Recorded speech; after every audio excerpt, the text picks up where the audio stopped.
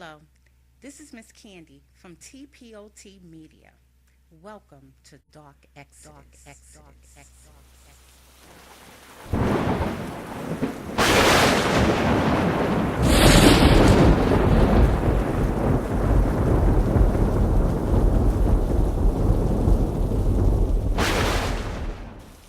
Sometimes it's just a few who are speaking the truth. Some truth catches fire, and that's what's happening now. You can't fake that. Fake that. Fake that. Fake that. Dark Exodus. Dark Exodus. Dark Exodus. Think about this. Think about this. Think about this. This is X from the Popular Thought series. You know, The protester. and I'm back with another. Dark Exodus. And the darkness continues, and so does the fabrication of facts. Now, we are all on this media thing. We listen to so many voices and messages, but that is not the problem. The problem is many of these voices often speak from their own vantage point. As long as a particular topic fits their narrative, they are fine with it. If the facts fit how they wish to be viewed, they are fine with that too.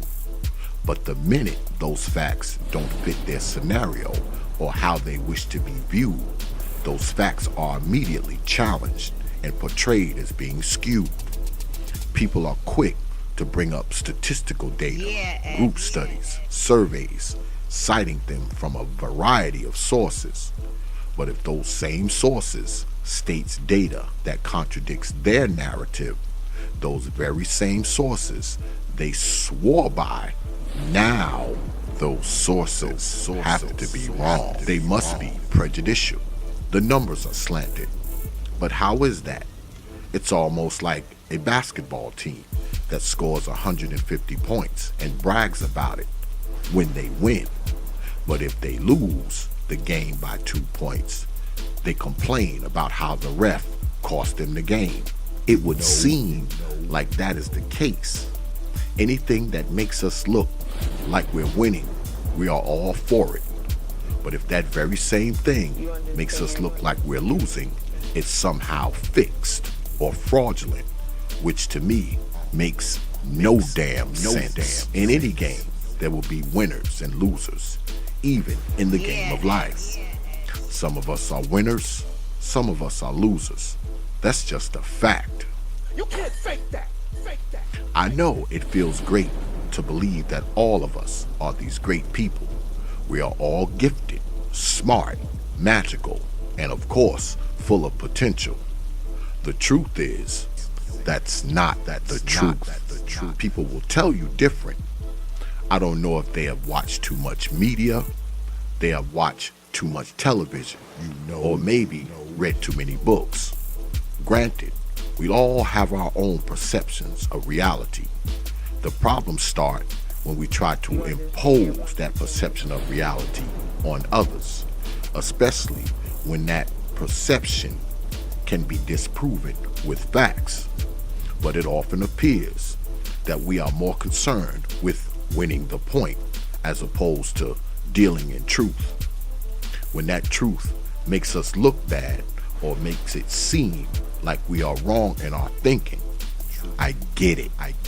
None of us want to be thought of as stupid or having a low IQ or be accused of doing things that are detrimental to our own lives or other people's lives. But we have to call a spade, even when that spade is trying to be called a club, just because both are black. People come off as thinking that we all should think alike, whether it's for something positive or something negative. Definitely in media, it is almost cult-like in some instances. People will come down on any dissenting view or idea that differs from any established point of view backed by the collective. New ideas or ideas that are not in line with the collective thinking. Those ideas are mostly frowned upon, even if those ideas are based in fact. The sad truth is, many of us disregard facts anyway, especially if those facts point out our shortcomings, whether it be concerning our men, our women, or our children, or our way of life. It bothers us mentally and more often emotionally, and it shows. You can't fake that. Many of the things we talk about threaten our ability to be comfortable. Why? Because not only does a hit dog holler, we often holler when something hits home. This is where it gets confusing. We often speak of things like the hood, the ghetto, and most of us are fine with this discussion as long as we talk about how magnificent it is or how living there is some testament to how down you are. But if we speak of the crime, the killing, the pain and poverty, now people want to censor the conversation and accuse folks of making white folks talking points. We are cool with discussing baby mamas as long as we talk about how they are victims of the men, the system, the environment. But if we discuss the problems that erupt from these baby mama homes or how it has damaged black society, you are now a woman hater, a coon, a Sambo. These are just a few examples of how we have developed this if you can't say something good, don't say anything at all frame of mind. But how productive is that really? Should we pretend that all of these challenges that face us don't exist? People often say we should be trying to uplift people. Quite frankly, many of us don't know what uplift means. To uplift someone is to elevate or stimulate them morally or spiritually, something that most of us are not even remotely qualified to do. For anyone, another word overused by people who can't challenge the argument or don't like the way the facts are being presented.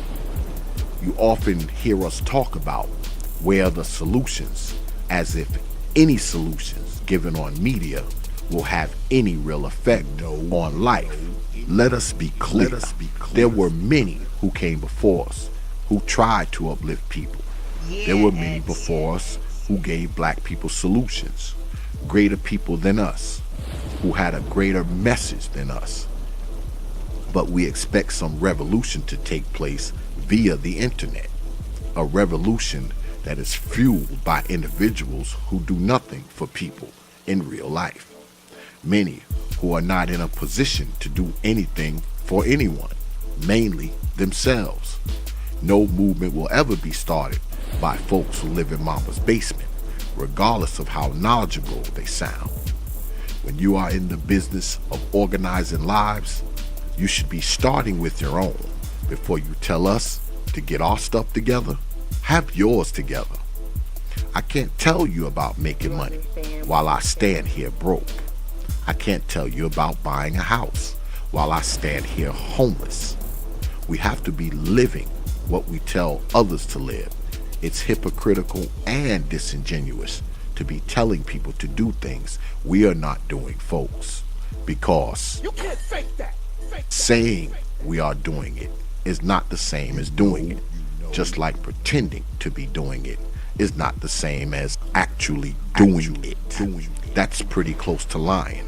And when we get comfortable with lying, we start creating our own facts, and we start believing them too. Even our opinions start to be based on these made-up facts. So what happens next? We expect everyone else to believe these fabrications, which is fraudulence on its face, plain and simple. I think the time has passed for us to be just saying things, especially if the things we are saying are not true. What good is it doing to just tell our people lies just to make ourselves look better, or even to make our people feel better? Because at the end of the day, truth is going to prevail, whether it be good truth, bad truth, or ugly truth. Making up things to fit a narrative to win an argument or win over an audience is just fodder for fools, because anyone who follows you based on false facts is definitely a fool.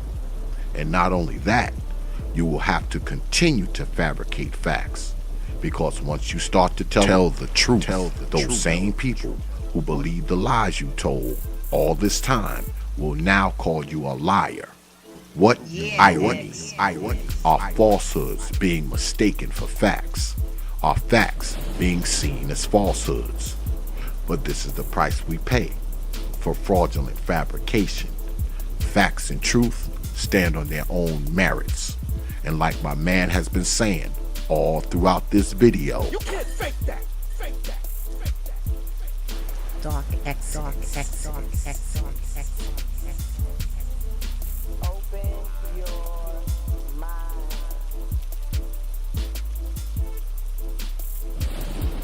the front is there. You understand?